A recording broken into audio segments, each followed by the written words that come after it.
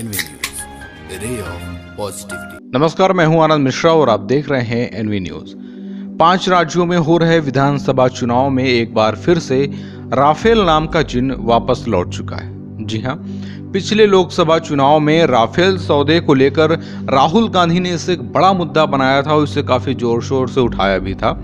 लेकिन एक बार फिर से अब जब 5 राज्यों में विधानसभा चुनाव हो रहे हैं तो फ्रांसीसी वेबसाइट के एक दावे के बाद अब इन चुनावों में ये राफेल नाम का जिन्न फिर से उत्पन्न हो भी चुका है।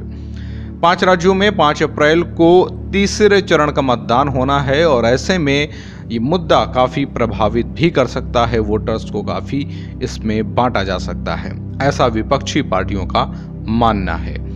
आपको हम बता दें कि फ्रांसीसी वेबसाइट ने एक बार फिर से राफेल सौदे में हुए भ्रष्टाचारों के दावे को और भी पुख्ता तरीके से उठाया है। विपक्षी पार्टी कांग्रेस ने मोदी सरकार पर जमकर हमला बोला है।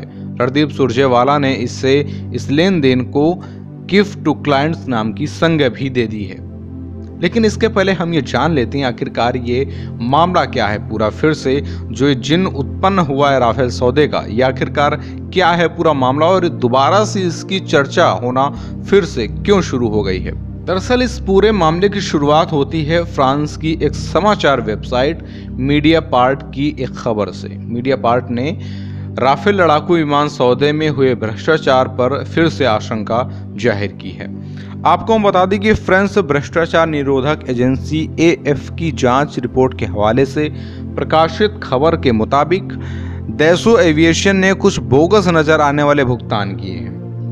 इसमें हम आपको बता दें कंपनी के 2017 के खातों के ऑडिट में 5,08,925 यूरो यानी कि 4.39 करोड़ रुपए ये क्लाइंट्स गिफ्ट के नाम पर दर्शाए गए हैं, मगर इतनी बड़ी धनराशि का कोई भी ठोस कारण नहीं दिया गया है।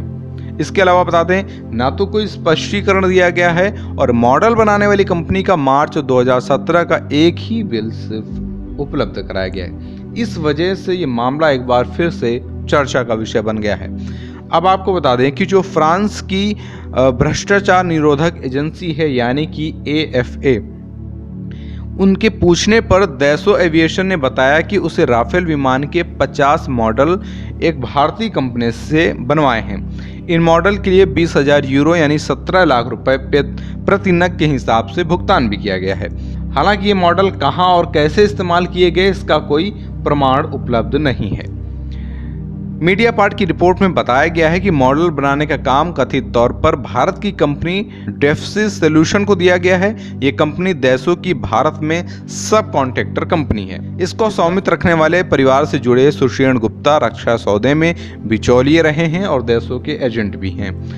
सुषेण गुप्ता को 2019 में अगस्ता वेस्टलैंड हेलीकॉप्टर खरीद घोटाले की जांच के सिलसिले में प्रवर्तन निदेशालय द्वारा गिरफ्तार भी किया गया था। मीडियापार्ट के अनुसार सुषेण गुप्ता ने ही दैसो एविएशन को मार्च 2017 में राफेल मॉडल बनाने का काम का बिल दिया था। तो ये कुछ मामला है जिसके बाद से मीडियापार्ट की इस खबर के बाद ये मामला पूरा एक बार फिर से सुर्खियों में आ गया और विपक्षी पार्टियां सत्ताधारी सरकार पर हावी हो चुकी हैं। कांग्रेस ने इसको लेकर कई सवाल भी खड़े किए और उन्हें प्रधानमंत्री से उन्होंने कुछ सवाल भी पूछे हैं। उन सवालों का हम भी यहाँ पर एक बार जिक्र कर देते हैं। कांग्रेस का जो पहला सवाल है वो ये है कि 1.1 मिलियन यूरो के जो क्लाइंट गिफ्ट डसॉल्ट के ऑडिट में दिखा रहा है, क्या वो राफेल डील के लिए बिचौलियों को कमीशन के तौर पर दिए गए थे? उनका पहला ये सवाल है। दूसरा सवाल ये कि जब दो देशों की सरकारों के बीच रक्षा समझौता हो रहा है तो कैसे किसी बिचौलिए को इसमें शामिल किया जा सकता है, कि उनका दूसरा सवाल है।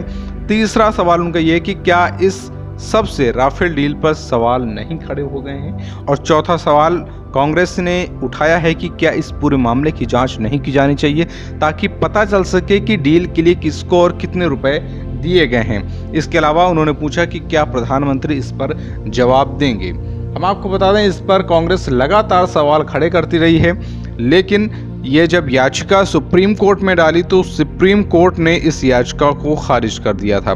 हम आपको बता दें कि सुप्रीम कोर्ट ने 14 नवंबर 2019 को यह कहते हुए याचिका खारिज कर दी थी कि इस मामले को जांच की जरूरत नहीं है।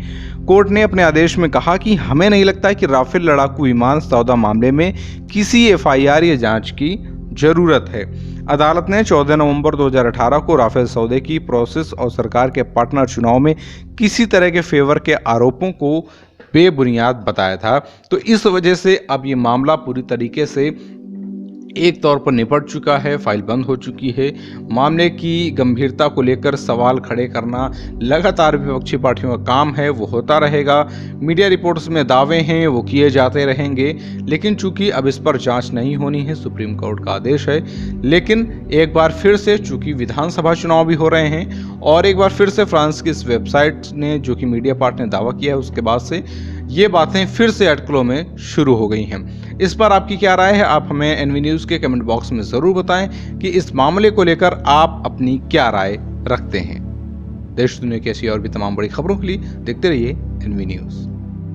NV News, a ray of positivity.